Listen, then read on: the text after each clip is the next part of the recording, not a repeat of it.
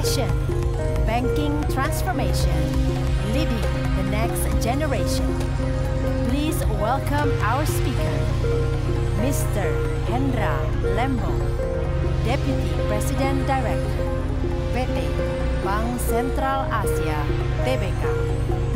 And the moderator for this session, Mrs. Christine Setiabudi, AAJR.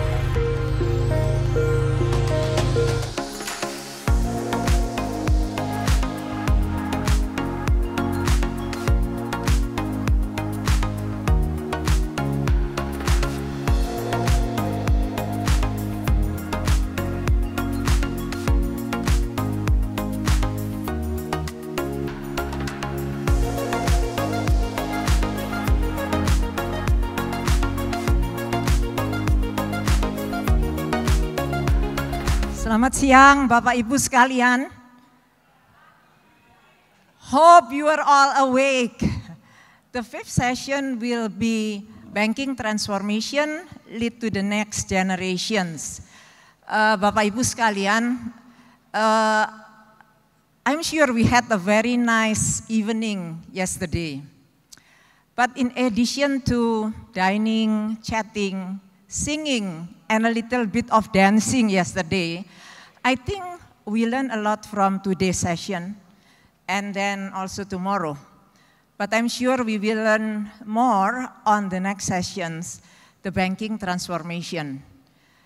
I think we all know that BCA has been leading the transformations of digital in Indonesia and changing the landscape of Indonesia banking industry through exponential digital transformation, technology adaptations, but mostly, I think on the overall change the customer's behavior on the product and service they offer, how the customer actually educate and respond differently.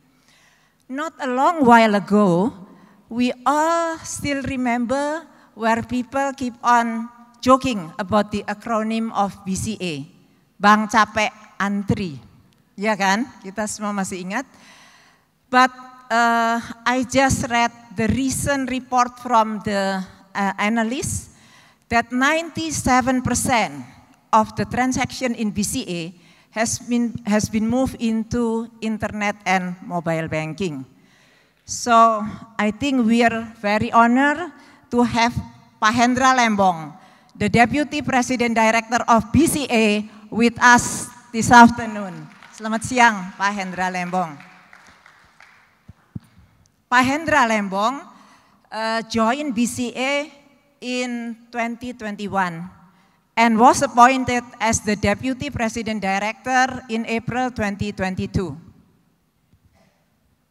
Pak Hendra Lembong in charge of so many strategic division in BCA, transaction banking, finance and corporate planning, as well as operation, service strategy, and most importantly, the strategic vision for information technology. Pak Hendra Lembong also in charge of two most important subsidiaries of BCA for the next generation is BCA Digital and also Central Capital Investama, the venture capital of the bank. Pak Hendra has more than 25 years experience in banking industry in Indonesia as well as overseas. Started his career at Citibank in 1994. I think Pak Hendra consistently moved up into the top professional leaders. Global CEO, Global COO, and Head of Business Development at Deutsche Bank, London in 2009. Managing Director at JP Morgan Asia Pacific 2010. And then CEO of Transaction Banking CIMB Group, Chief FinTech Officer of CIMB Group, before appointed as Chief Transformation Officer in Bank CIMB Niaga Tbk. So, Bapak Ibu sekalian, the session will be two sessions. There will be presentations of 40 minutes from Pak Hendra Lembong, and after that, we will have our Q&A session. So don't forget to put your questions in the Slido. And I would like also to, I think, referring to Mbak Hani comment on the still using the paper in this digital seminar, Technology Beyond Imaginations. Bapak Ibu, because believe me, I have a very, very big font printed in this, in this cue card. This is more friendly for my baby boomer eyes. Thank you. Without further ado, I will give the mic to Pak Hendra Lembong. Silakan, Pak.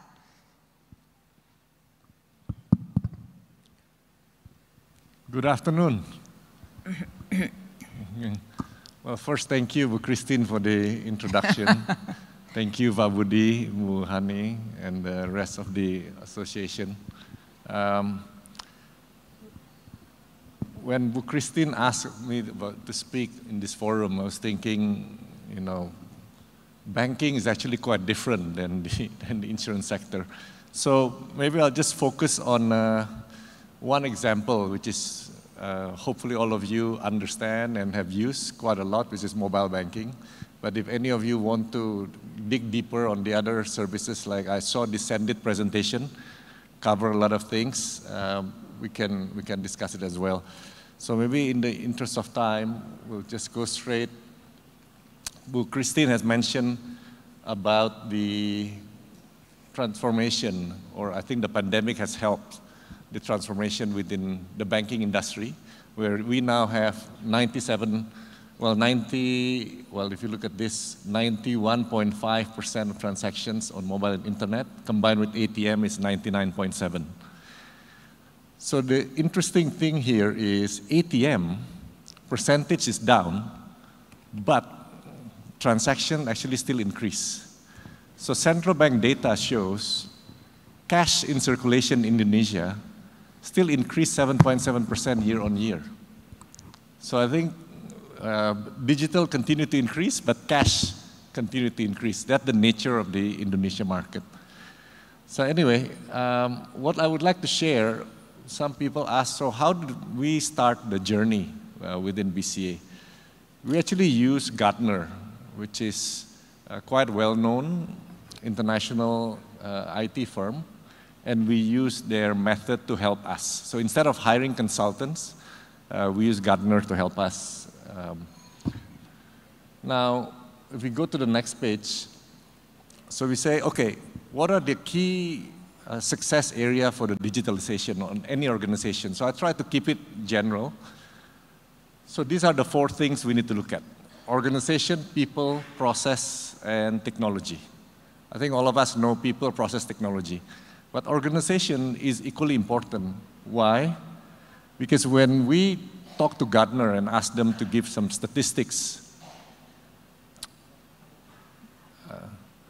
we ask first because we do not want any digital transformation to fail. Right? What are the reasons of digital transformation to fail? In simple terms, it's people and culture. I think previously you hear about presentation way from Amazon. You can buy services from Sendit, you can buy technology. But the people and the culture need to embrace the digital transformation that all of you, the senior member of the company, would like to do. So people and culture. So we focus first on the people and culture. Now, on the first thing on the organization, we learn there are 3 types. We know the left side, which is a very big company, rigid, silo. And how do we move to the right? Especially in banking, you saw, again, Sendit, which is a startup, been around only a number of years. Bank, a lot of bank digital. It's a startup. So how do we move? So when we have BCA has 25,000 people, plus another 25,000 contract staff, so it's about 50,000. So we tend to operate on the left. So you never really be able to compete with the startups, right? So we say we need to move to the middle, to the what they call consultancy edge organization. So what do we need to do to move to the center? But for us, we took a unique strategy where, since we had the opportunity to buy a bank, at that time it's called Bank Royale, we converted the Bank Royale to Bank Digital. What it means is we can do the path on the right side as well. So we have a startup. So people get confused. You have a bank, you're transforming, but why you have another bank called BCA Digital, which some of you may know the product called Blue. So this is a quick explanation. So we see BCA as a big ship. Anything we do, the impact is big, but it's going to be slow. Our BCA Digital, we look at it like a jet ski. Right? We'll go very fast. Of course, the impact won't be big, but we say, well, if there are digital banks out there, we'll try to compete with our digital bank as well, especially on the young millennial. Now, before we decide to do this, again, we are not, we don't want to think that we are the smartest, so we check again with the consultant. Now, next page. So we look at the Bain report. They have studied the engine of the two banks. So I'll just pick a few points. So BCA is a big bank. So you hear this morning maybe people explaining new technology. We say, oh, let's do it. What happened if technology is wrong? Who will be responsible? So we tend to use the new technology in our digital bank. If the digital bank perform quite well, then we copy this and put it in BCA. If it goes wrong, it's only a fraction of BCA customers experience it. Right? So we use the digital bank as also for our research and development. So that's something for you to consider when you want to do a digital transformation. Now, within the BCA, what do we need to do? So when we look at how we transform the H organization, decided to create what we call mini companies. BCA is very big, as one company. We split into 61 mini companies, which basically 61 different products that we offer. So mobile banking is one mini company. Internet banking is another one. Robotics is another one. So credit card is another one. Mortgage is another one. Right? Then we give the decision to each mini company to do their own thing, because that's what everybody was talking about on the Agile. So then, I don't want to go through here. I'm sure all of you have seen the training on the Agile and Scrum. So we implemented the same in BCA. So out of 25,000 people, 2,258 join the mini company and the Scrum teams and do the transformation. Now, if I go to the next one. So this is a big change. In the past, when we want to do things, then we engage an IT vendor. This one, we decided to do all the changes 90% in-house. Which one we do in-house, which one we don't do in-house. So we look at any project, let's say an HR system. I'm sure all of you use HR system. We are in the process actually to rewrite some of the HR system. Why? Because we thought HR process is standard. Learning, talent, payroll is quite standard. But turned out to be in banking, I don't know why, but there's so many requests for learning. IT needs its own program. Sales needs to have its own program. So in the end, SAP, we keep requiring changes. Right? And that's very expensive and it's very slow. Right? To deal with the German product is not easy to keep making changes. So in the process, again, to move this in-house. But treasury system, we don't do it in-house. Why? Because to manage the treasury is pretty standard across the world. So things that we do not change too much, let's not waste time and energy, buy off the shelf. Things that we need to keep changing because it's a differentiator for us. We know since 30 years ago, if it's your core competency, you have to do it yourself. Unfortunately, in banking, the transactions, 99.7% move to digital. That means digital and IT becomes our core competency. If it's a core competency, we got to do it ourselves. So that's why in banking, they say it's an IT company with a banking license. We have to like it, we have to enjoy it, we have to be responsible. In the past, something goes wrong with the system, it's a vendor problem. Now it's our own. So this is, I think, the big changes in the mindset that we need to be ready to be accountable if there are problems in the systems. Okay, so that's the organization. What about the people side? So this is the digital mindset that we try to make sure every single staff in BCA have in their mind. So in the interest of time, I'll just pick a few examples. First, IT actually can do anything. You've probably seen maybe from different sessions. If they say, oh, it cannot be done, do not accept it. Have another meeting. IT can do anything. Right? The second example, all of us, usually if we want to do something, we say, okay, let's define the process, and then what IT to support the process. Change the mindset. Anything we want to do, let IT does everything. If IT cannot do it, then we throw people to help solve the problem, not the other way around. So this is something we try to enforce throughout the organization. If we want to launch a product, let's make sure if there is a system can do it end-to-end without human intervention, which is a different mindset. What else? Maybe I'll just pick another point here. Now, sometimes in Indonesia, assisted digital is very important.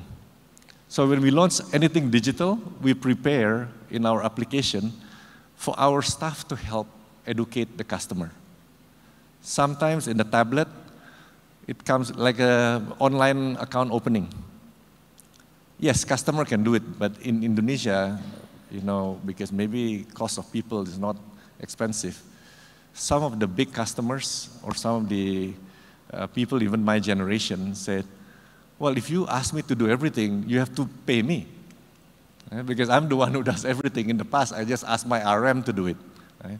So I think slowly we equip our RM with a tablet, and they're the one who do stuff for the customer. So initially, it has to be assisted digital. We cannot hope everything to be done by the customer on day one. Okay, so what about the process and technology? What we focus on, I think many of you probably have seen this, again, moving from waterfall to agile. Rather than looking at every project, we let every product mini company decide their own.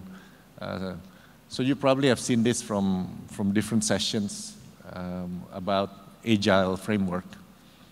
But what I want to focus on maybe is on the, so this is just to share the development from 2019 until now.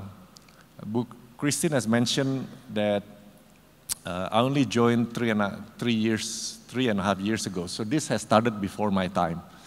But what we are doing is accelerating this. If you look at the number of mini companies and the Scrum teams continue to increase, but look at the number on the right.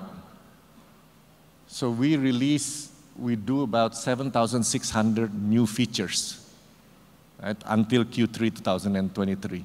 So if the customer asks, you know, I want to see this, we make a change. That's one feature. Right?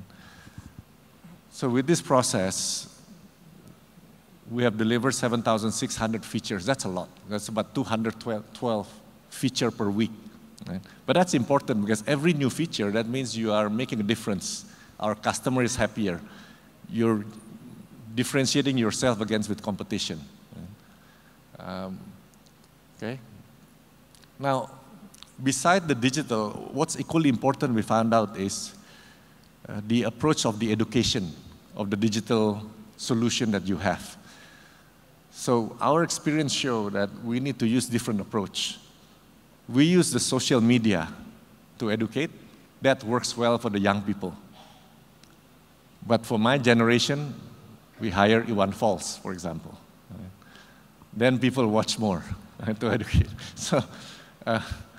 So sometimes we forgot, we think everything's simple, but it's not. We have to look at segment by segment. Now, just to wrap up, for example, let me just look at the time. So I spend a bit more time here. So remember, traditional organization, edge organization, and startup. So in the startup, we have the BCA Digital and have and Blue. Now, I just want to spend and tell a bit of story why we believe this is important for us. May not be relevant for your company, but maybe the experience can trigger something relevant to what you see in your company. So back in 2020, who has, any of you has used Genius? Anyone knows Genius? You use Genius? So they are the first who actually launched the digital bank several years ago. And they give everything free, right? All transfers free. And in fact, every Monday, if you transfer money to Genius account, we refund the 6,500. Because when people transfer money, they get charged 6,500, but if you transfer every Monday to Genius, they refund the money. And then when we look at the data, our current account, savings account to grow. It's still growing despite Genius. But 2020, we pull out the data. Which bank we win clearing and which banks we lose clearing.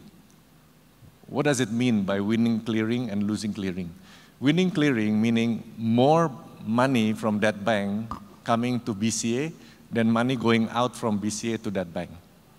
Losing clearing means more people transfer money out compared to people transfer money in. We lost clearing to 2 banks. One is BRI, which is understandable because the business in the city transfer money to the village, but it comes back to us via cash because people in the village usually have BRI accounts. They use the money, shop in the Indomaret, and then they deposit cash to BCA. According to central bank, we control about 50% of the cash transactions, right? So it comes to us. The second bank is BTPN, which is Genius. Because every Monday, BCA customers transfer the money there and start making payments, everything's free. So we'll say, but it's okay.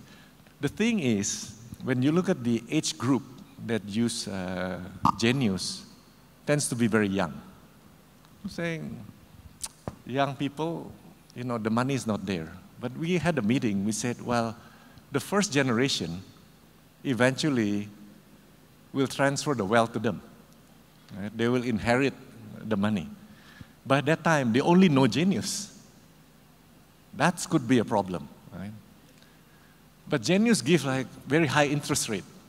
BCA give very low interest rate, but then we provide other things. Right? So that's why we use BCA Digital. We launched it in 2021. Everything that Genius give, we give the same. Free transfer, high interest rate, and all these things. Right? But use the BCA name behind it. If you haven't used it, you can download Blue, and you can compare with Genius. It's almost there. So in 2021, end of 2021, we pull out the data. We still lose clearing to 2 banks, but one continued to be BRI, second to BCA Digital. But that's exactly what we want to see. Rather than we lose to another bank, it's still within the ecosystem. Is BCA Digital making money? This year, a little bit, but for 2 years, we're losing money. But all the digital banking, you have to lose money first. But the thing is, we know a lot of these BCA customers who will always look for the freebies. You don't know whether they are rich or not, but their parents could be rich. What we want to make sure is we do not want them, or we do not want BCA, mine, or the brand is no longer there. Because otherwise, before 2020, they say BCA is my parents' bank. Right? Genius is a new bank. But now, it's different. Right? Now, moving to the left. So many of you probably use BCA Mobile. It's been there for many, many years, right? Double-digit years. We actually launched My BCA, which is like equivalent of Livin, Bank Mandiri, and where it's a super app. You can see everything there. Now, we have decided to take a different approach. If you use another bank, they have a new app. When you download, it will force you to update into the new app. Force you to use the new app. And it should be better. It's a new app, definitely better. Right? The problem, what we understand, remember my slide earlier with different segments, we cannot assume everybody is the same. So what happened, I'll give you an example, BCA Mobile. So, okay, maybe I'll take it back. So the new thing with the super app is you have everything in the app, right? Which is perfect. But what it means is things will look smaller. Right? So my generation, my friends, always prefer on the left side the BCA Mobile. Why? Because the fonts are bigger. And so I was telling Bu Christine earlier and a few friends earlier that in IT, 70% of our staff are below 30. So there was one day, I think they want to improve the resolution of a BCA Mobile. Right? But that results the font to drop by 1 point, only 1 point. Right? And then some of my friends WhatsApp me, hey, why it's a bit smaller now? So I checked my IT, what happened? Oh, we want to improve the contrast of the color, which is good. But do you know you reduce the font by 1? Yeah, but it's the same, right? To the youngsters, it's the same. For us, some of my friends say, hey, now we need to use our reading glasses. So we said, no, go back to the previous model. So the story behind this is, okay, we transform, right? Some of you know BCA Mobile, one application, one account. You use two, if you have two BCA accounts, you need two mobile phones. This is crazy, this is old school. So that's why with My BCA, you can see everything. Dollar, rupiah, all accounts, including your RDN account, which is used for stock market. You see everything. But funny enough, BCA mobile user is still 10 times more than My BCA. Because why? People do not like to change. Many people only want to see how much my balance and transfer. That's it. I don't want to use the rest. So all these things, good marketing. Some people use it, but many of them do not want to use it. Right? Now, but that makes it very complicated to us. Because every time central bank make a change, we need to make changes in many applications. So my IT team basically say, when are we going to shut down the old version and move everybody to the new one? I said, no deadline. Maybe even when all of us retire, we still have there the BCA. Why? Well, because, you know, I said, again, back to the earlier, I didn't cover that point in the mindset. I said, you know, if you want to do it easy way for us, like the rest of the banks, we force everyone to move to the right side. And they will move. Right? Will they be happy? Some of them, no. Do we make them, what do you call it? Istilahnya, sorry, I switch with bahasa because it's easier. Istilahnya kalau kita mau yang gampang, customernya yang repot. Kalau mau customernya gampang, kita yang harus repot. Gitu. Sorry for some of you don't speak bahasa, maybe you can speak it later. try to think what's the right word, and I struggle. But anyway, so I've been telling the IT team, we're the one who have to work hard for our customer, not the other way around. So this is, I think, a key mindset in digitalization. When we do things, we do not specifically focus only to make things better according to our side. We always have to keep checking, do the customer need it, right? Like what I think the team from Sendit give. Now, just moving on. Okay, the other thing that we learn is we cannot do everything ourselves. There are a lot of ecosystem players out there who have done a fantastic job. I'll pick one example, GoTo. I think what GoTo has done in the Indonesia market, yes, they copy the model from China, right? Start with the transport. You order Gojek, and then go to GoFood, and then go to GoSend. It's fantastic, right? Can we emulate them? It will be very difficult. We do not have a transport company, etc. So we say, let's partner. I think Sendit talked about API earlier. This is good, because with API, we can connect with everyone quite easy. We need to have an open mind. So then, for example, we connect API to GoPay. GoPay customers can take money from our ATM, because Indonesia still need cash. You know, in our BCA Digital Blue, we say everything is free, right? But if you take money from BCA ATM, we limit you 5 times a month. After that, you have to pay, because GoPay needs to pay when they take money from ATM. In social media, that's #1 complaint over our BCA Digital. Why taking cash out from ATM is limited to 5 times a month? I said, this is digital, but people still ask for cash. Right? But that's, again, we talked earlier, remember the people and the culture, that's the culture. Yes, everything's digital. Chris, we use QR, but when we want to collect money for somebody, sometimes, okay, cash. In the restaurant, still cash. To the maid, cash. So still, we sell the ATM service to all the digital players. So that's, again, increase the traffic. So let's not think only doing everything ourselves, but do partnership. Okay, now, Bu Christine mentioned about BCA in the past, Bank Cape Antri, which is known for the queuing. So rather than spending everything on digital banking, we also spend a lot of money making sure when people come to the branch is also helped digitally. For example, if you lose your ATM card, you go to our branch, you don't need to talk to anyone. There is this called, this one, Customer Service Digital. You put in your fingerprint, put your KTP, the ID, you get the new card. That's also digital. The machine does it for you. Right? So in our branch, we prepare a self-service where you can do everything through the machine. Great for people who like to do that.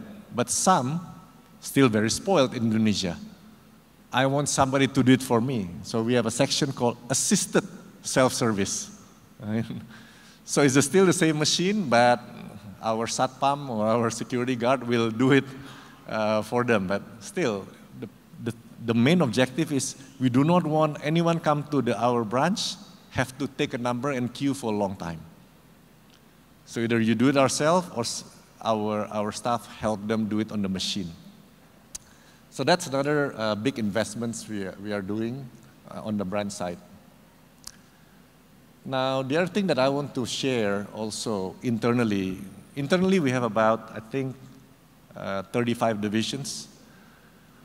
We implemented this RPA, Robotics Process Automation. I don't know whether any of you has heard this. It's actually very cool.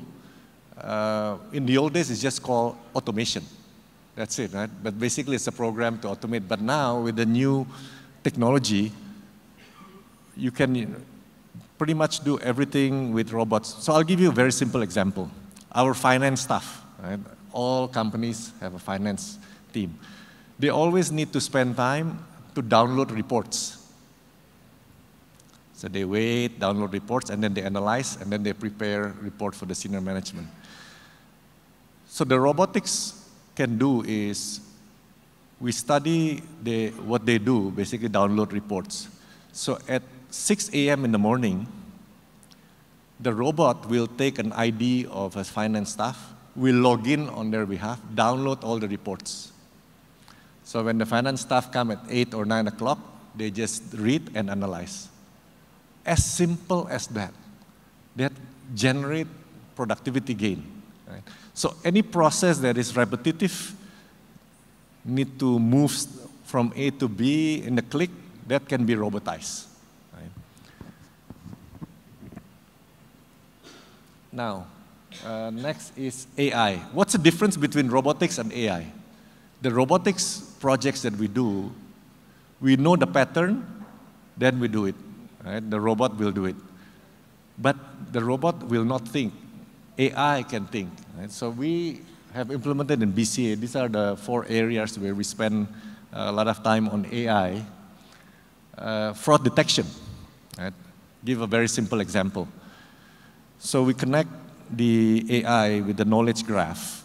So if somebody, Bu Hani takes money from ATM in Kemang, right, in Jakarta, and within 1 hour, Bu Hani also withdraw cash in Surabaya, then our system will reject it. Right? Say, based on knowledge graph, it's impossible for Bu Hani to go there and withdraw cash within an hour time frame. So that must be potentially fraud. Could be the same person, but at least it will stop, and then we call the person, right? Is this a fraud or not? So that's AI. You can study the behavior by feeding in more data to, again, avoid fraud. So that's an example. But the next thing that we do is, the next level of AI is the generative AI, right? Which all of you have used, the ChatGPT, which is incredible. In BCA, we ban ChatGPT. No staff can use it. Why? Because it can help our staff to do programming over our own internal project. When they do it on ChatGPT, that means our data, our information, get passed to the ChatGPT. So this is again with the Undang-Undang PDP, with the data protection. This could be an issue, we stop it. But we still use ChatGPT for 2 things. One, we say our developers can still use it from different computer just to help them increase productivity.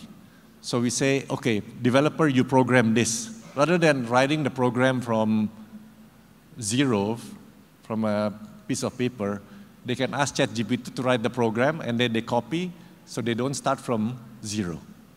But they copy it to our platform, and then it will save a lot of time, productivity. The idea is to deliver more with the less IT people, so ChatGPT can do that. The second thing, we actually subscribe the ChatGPT for Business, which is not used elsewhere. Where do we plan to use this? Is our internal education. We hire a lot of new people, right? They need to learn, they need to talk. Well, if customer asks, our customer service is new, customer service will need to ask the supervisor, right? Now we are creating internal ChatGPT, so then the new customer service can just type it up, and then it gives the answer based on our own policy. This is internal information of the company.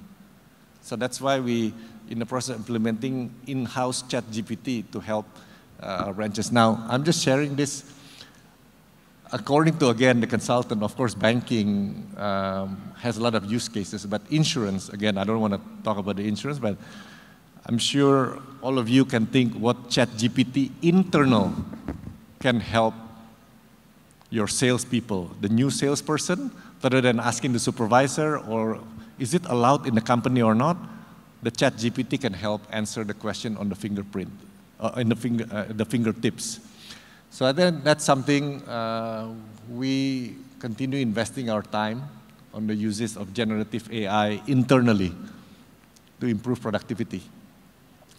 So this is my last slide, again, just to share. We realize there's always a long queue in IT projects because everyone wants IT to do stuff. So 2.5 years ago, we implemented the low-code. We use OutSystem, if any of you want to know which platform. Then it's been great for us, the low-code. The low-code is programming done by non-IT people. So 29 out of our 35 divisions write their own application. But of course, IT house, what do you call it, the overall apps, like the OutSystem app. But the development, the writing is done by each division. So our HR, when they want to do something for learning, they write their own codes. The low code is like a drag and drop.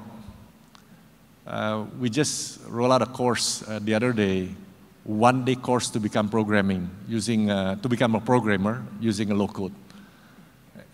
It's so easy with drag and drop, right? So that's something you can look at to help the vision to do digitalization without waiting for IT people to do it. So in the interest of time, maybe I'll just go quickly.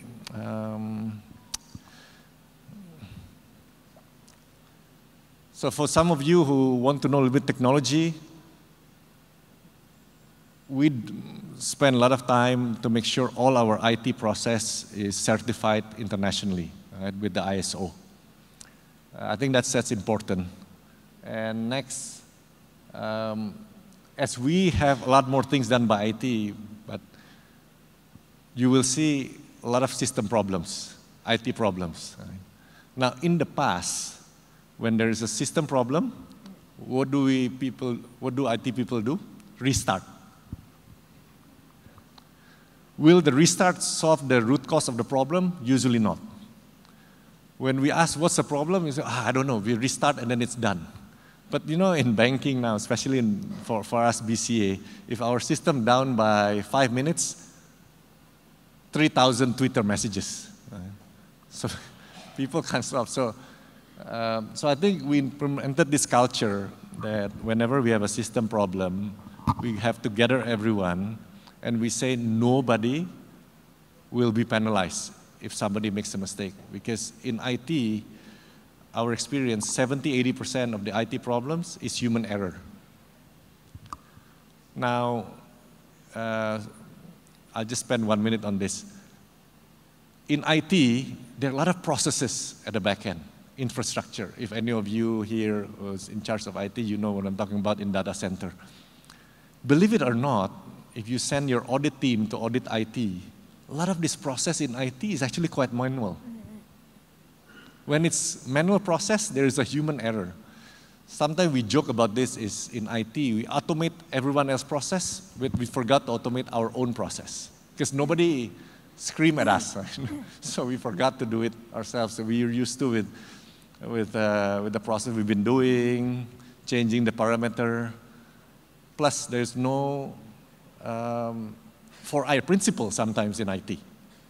That's very strong in operations, but IT, nobody knows what the IT people do. Right? So we implemented 4I principle and a lot of automation now in IT to make sure the human error goes away. So maybe with that, again, in digital, it never ends. I think until I retire, the transformation will still continue in BCA with that. Thank you very much for the time, and maybe we can answer questions. What an inspiring presentations. Thank you, Pak Hendra. I think what we see is that transformations that align throughout the organizations, not just launching the digital front-end solutions, but how the end-to-end also coming from people, process, technology management, and the most important thing, I think, understanding customer needs. With that, I would like also to quote from Bill Gates. People tend to overestimate what we can do in 1 year, but they underestimate what they can do in the next 10 years. So I think it's all about process. And if all the insurance leaders starting something, it might not bring result in 1 year, but in the next 5 years, we will see a different life insurance landscape of Indonesia. So thank you once again, Pak Hendra Lembong. And with that, I would like to open the questions. Oh, there is already the questions. Is the digital transformation in BCA successful because the digital initiatives or because the size of BCA? Very interesting questions, Pak. Silahkan. I think yes and no. Which one I should start first? The yes, because BCA, I think I mentioned, is so big. In 2020, when our system down by half an hour, there was 1,000 Twitter messages. In 2021, system down half an hour, 2,000 Twitter messages. Now, 5 minutes, 3,000 Twitter messages. So I think because of the size and the urgency of the customer needs on the system, we have no choice. We have to transform and make it better. Right? So call all the IT people and then force the transformation. Maybe I'll just give a quick example. In the past, if there's a system problem, you need to give what they call a break pass. A break pass means a super ID for somebody to go in and check and make changes in the system to fix the problem. In the past, to get the break pass ID needs half an hour. This is very dangerous, right? Because you're giving somebody access to the system. So the process, okay, somebody say, okay, it's a problem, submit the form, get the approver, and then another unit needs to verify, and then half an hour before you get the ID just to check what's going on. Then it's too late now, because the expectation of the customer has shifted so much. So we change the process, break pass now, 1 minute. We check if the person is the right authority and has the right skill set, immediately give the ID to him. So yeah, this thing forced all of us to innovate and transform faster because of the pressure. The no, actually, doing transformation is BCA is a lot harder. Luckily, I have, my family business run a much smaller operation. It's a lot easier to do it there. And that's why we have BCA Digital. Because whenever we want to do something, BCA Digital does it like 3 times faster than BCA. Why? It's a new technology. BCA, we still use mainframe, right? Because it's solid, stable, IBM mainframe. Let's move from mainframe. Oh, everyone is very scared, right? But the mainframe, you know what's programming language in the mainframe? COBOL. Some of you may remember COBOL. In BCA, we have 100 developers for COBOL. They don't learn it in school, they learn it in BCA. We put them in training because that's the old platform. Of course, it's very slow to do things. In our BCA Digital, we use new platforms, so everything is much faster. So actually, it's harder in BCA to do it compared to if you're smaller. So that's why it's yes and no. Yeah, so I think because BCA is big, then BCA has to do a lot more in terms of moving the transformations. And if you do it right, then the transformation itself will drive BCA to be even bigger. I think that's the answer. And we have the second question, is digital bank focuses on online solutions will be successful without offline solutions? Very interesting. Yeah. Now, first, the definition of successful also varies, depending on your expectation. If the expectation for digital bank to replace what I call hybrid bank, which is a conventional bank with the branch, but with the mobile banking or digital banking solution, my feeling is no, at least for the near foreseeable future. Why? Give you 2 examples. Yes, you can do everything with Kris, with QR. What happens if you go to the smaller city where you don't get signal? Suddenly, you can't. Give you some statistics. In Indonesia, we have 500,000 BTS. BTS is a tower where you can get signal. 500,000 in Indonesia. China, 9 million. What I heard is the number of BTS in Shenzhen and surrounding is more than Indonesia. What it means, you will go to area, you don't get signal. Then what do? You need to pull out the wallet again and use the card. When you lose the card, you need to go somewhere. If you are sitting in Papua and you only use digital bank, you gotta wait from the card to be sent from somewhere. It's gonna be hard. That's one. Second example, even I asked this in China, they still face the same challenge. What happens if you only use digital bank and then you die? Hopefully not. First, you need to have life insurance. Right? Second thing, hopefully the family know how to hack your mobile phone. Right? Usually the family know, right? The password, usually the spouse know. And then you access the money. Right? And then you say you want to take everything out, because usually there is a limit. And you call the digital bank. Digital bank will say, okay, where is the death certificate? Okay, get the death certificate. Please send it to this address. It will take a long time. If it's conventional bank, you just go to the nearest branch, and then you get your money. Right? So I'll give you one quick funny story. In China, I checked with China Merchant Bank. Right? They say, oh yeah, everything digital. But they say, yeah, it's not 100%. So there was a case in China. Somebody died. And the family needs access to the money urgently, right, for funeral, everything. But again, death certificate will take, 1-2 days maybe. So they call the bank, can you transfer all the money? No, we need to wait for the death certificate. You know what the family do? Take the body to the branch of the bank. So look at but when you are outside the city, you only digital bank, how do you solve this? Yeah. So it means so the legal and all these challenges, I think will be still a way to go for pure digital bank to replace. Okay. We come into the third question. Among the pillars that you have mentioned, Pak Hendra, what is the hardest challenge that you are facing during your digital transformations?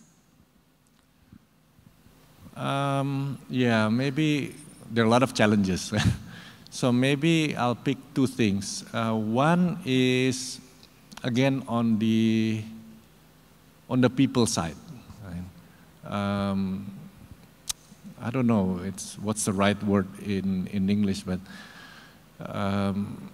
yeah, just to make sure that the IT first, like, IT can do everything. Right? In the past, this is our system cannot do it. Right? So I think the mindset is, this is hard. Right? The customers say, this is difficult. Right? So we need to change the mindset. Is it's very easy nowadays with technology. Anything can be done by IT. Right? So let's just sit down and figure out. Right? I think one, of course, is the mindset. The second thing, the IT architecture also. Again, all of you need to sit down with your director of IT and help the person, because the architecture sometimes limiting the execution.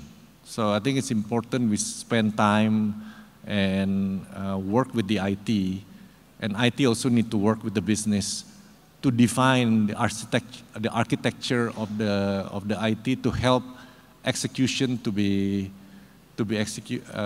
done much faster in the future. It's always no time, right? But we need to spend a lot of time to think about the architecture. So I think it's in line with the other speakers before. I think the most important thing is culture and mindset. Okay, we still have another question. What do you see between customer convenience versus security risk? Yeah. Well, we all know this is opposite to each other. And that's a continuous balance that we need to act. we need to focus on. But some people believe these two can be go hand in hand. So I'll give you an example. Last year, there are a lot of social engineering. You don't want to pay admin charge increase? Please key in this form, right? Yeah. Pretending to be BCA. Believe it or not, a lot of our customers fill in the detail, including their user ID, password, and also OTP. Of course, things go through, right? Yeah. Fraud. So, 2nd of December last year, we introduced face biometric. The face biometric is not the face biometric on your phone. It's a face biometric against our database. So when you open an account, we capture your face. Then when you want to change mobile phone, we verify with our database. Because what happens is we use all your ATM card, password, give it to somebody else. Then they will download the app in their phone and pretending to be you, right, using the ATM. But now, they need to show the camera, and then we verify if it's you against our database. After that, social engineering in BCA, 0. Bulletproof. What happened? Complaints also increase. They say, change mobile phone is so difficult. I need to, because what happened is, we check with our ID, our database, or Dukcapil, right, the KTP. The picture they have with us, or in Dukcapil, KTP is the picture when they're in high school, right? So the face biometric fails. If it fails, they need to come to our branch or call Hello BCA, so we can verify and ask some security questions. Say, it's so difficult. But I'll give you one example why the complaint is high. BCA has about 25 million customers. How many people change mobile phone every day out of the 25 million? 30,000. 30,000 average per day. Indonesians like to change mobile phone. And this is a problem for the government because data a few years ago, imports, number 1, oil, number 2, mobile phone. Right? So that's, please do not change your mobile phone too often. Okay. Okay, Pak. Okay, we still have another questions. Buy or build IT solution, Pak. Buy may be faster, but easy to be copied. And how it controls self-developed apps to ensure it follow its government and security standard. Yeah. So we have 2 minutes left. Yeah, so quickly, so many questions. So anyway, I'll hang around a little bit later on, but we can have more chat outside. Yeah. So buy versus build, I think I covered that a little bit earlier. Ask, is this application your core competency or not? Your differentiator or not? If it's a differentiator, so these are 2 different questions. If it's a differentiator, we have to do it ourselves. Right? Because when we do it ourselves, the IP, intellectual property, is with us. Competition cannot copy. But it will be busy for us. Accountability will be bigger. But if it's not core competency, it's not the differentiator, but it's our core competency, then maybe we do joint development with the vendor. So they know they can develop half, we develop half, and then we combine. So they cannot sell everything because they only know half of the solution. But if it's not differentiator, core competency like financial reporting, everybody needs to follow financial reporting standards, right? Just buy off the shelf. Don't waste time, your IT resources, building something that is not differentiator. Okay, I think with that, we have to conclude this session. So Pak Hendra, thank you so much. And for the audience, I think this will end the session, Banking Transformation Leading to the Next Generation. Thank you, Pak Hendra. Terima kasih. So I would like to invite Pak Budi Tampupolon to come on stage to present token of appreciation to Bapak Hendra Lembong.